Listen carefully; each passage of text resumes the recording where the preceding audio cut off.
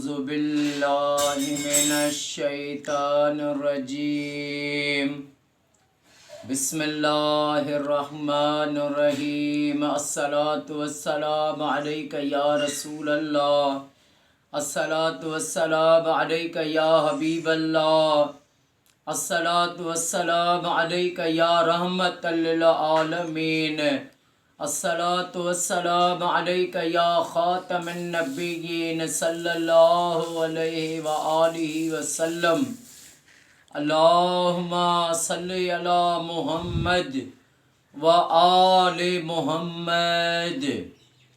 جو بھی میرا بھائی میری بہن میری اس ویڈیو کو دیکھے، اللہ پاک امام سجاد امام زین العابدین علیہ الصلوۃ والسلام کے صدقے اس کی تمام پریشانیاں دور فرمائے اور اس کی ساری فیملی کو سدا شاد و آباد فرمائے۔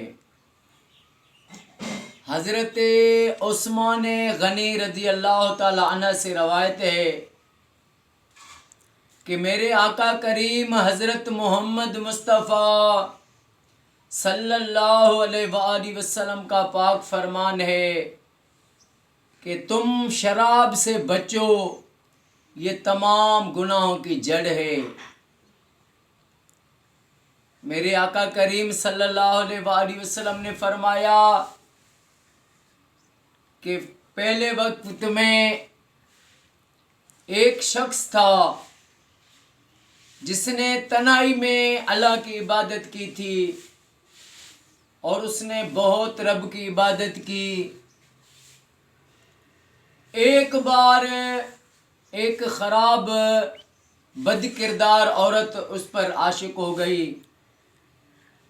اس نے اس کے پاس ایک عورت کے ہاتھ پیغام بھیجا کہ میرے ساتھ کا کوئی مجبوری ہے، میرے حق میں تم گواہ بنو۔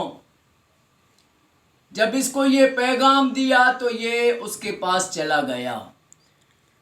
اس نے کہا کہ اس نے گواہی مانگی ہے تو میں گواہی دوں گا، یہ بھی عبادت میں شمار ہوگا۔ جب اس بد کردار عورت کے پاس گیا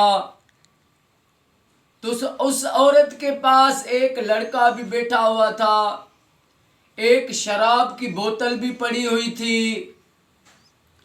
تو اس عورت نے اس کو کہا کہ میں کوئی تجھ سے گواہی نہیں لینی ہے، میرے 3 مطالبے ہیں، ان میں سے ایک میرا مان۔ اگر نہیں مانے گا تو میں یہاں پر چیخوں گی، چلاؤں گی اور تمہیں پھنساؤں گی، الزام لگاؤں گی تجھ پر۔ پہلا یہ ہے کہ اس لڑکے کو قتل کرو، اگر ایسا نہیں کرتے تو میرے ساتھ بد کرداری کرو، اگر وہ بھی نہیں کرتے تو یہ شراب کی بوتل پیو۔ اس شخص نے کیا کیا؟ اس نے کہا میں کیوں کسی کا قتل کروں، میں کیوں غلط کام کروں، میں چلے شراب پی لیتا ہوں۔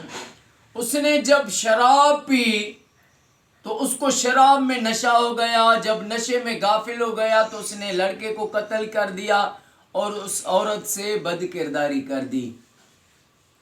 اب اس کے ساری جو ہے زندگی تباہ ہو گئی، دنیا بھی آخرت بھی۔ تو شراب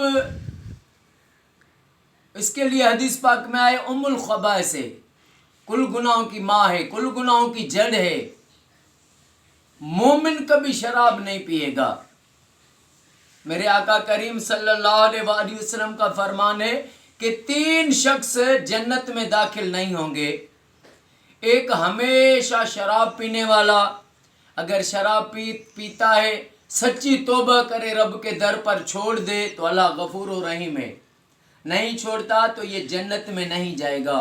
نمبر 1 شراب پینے والا ہمیشہ، اور نمبر 2 بے رحم، جس میں رحم نہیں ہے، بے رحم ہے، وہ بھی جنت میں داخل نہیں ہوگا۔ اور نمبر 3 وہ شخص جنت میں داخل نہیں ہوگا جو جادو پر یقین رکھتا ہے۔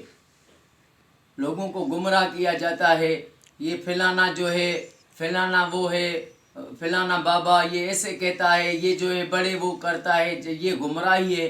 جادو پر یقین رکھے گا تو وہ جنت میں داخل نہیں ہوگا۔ آپ کو جو دکھ ہے، تکلیف ہے، آپ اپنے گھر میں لاکھ درود شریف پڑھواؤ۔ اولاد نہیں ہے، گھر میں صلوات پڑھواؤ۔ روزگار نہیں ہے، گھر میں درود شریف پڑھواؤ۔ روزگار ہے، برکت نہیں ہے، گھر میں لاکھ درود پڑھواؤ۔ گھر میں جھگڑے ہیں، کرودھ ہیں، گھر میں درود پاک پڑھواؤ۔ ذہنی سکون نہیں ہے، پریشان ہے، آپ گھر میں درود پاک پڑھواؤ۔ آپ کی جو بھی تمنا ہے، جو بھی تکلیف ہے، سب تکلیفیں دور اور سب تمنائیں پوری رب کرے گا۔ کسے؟ اپنے گھر میں لاکھ درود پاک پڑھواؤ، جو تمنا ہوگی رب پوری فرما دے گا۔ ہمیں تو اللہ پاک نے، اللہ کے حبیب نے بتا دیا ہے۔ اب پھر جو آقا کے حکم بتائے ہوئے پر عمل نہ کرے اور جاتا پھرے ایسے غلط لوگوں کے پاس جو گمراہ کرتے ہیں، جن کی کوئی قرآن حدیث میں کوئی دلیل ہی نہیں ملتی، تو پھر وہ اپنی زندگی خود برباد کرتے ہیں۔ جو بھی مسئلہ ہے، میرے مولا علی علیہ السلام کو آقا کریم صلی اللہ علیہ وآلہ وسلم نے فرمایا، علی جب بھی مشکل وقت آئے تو مجھ پر درود پڑھنا نہ بھولنا۔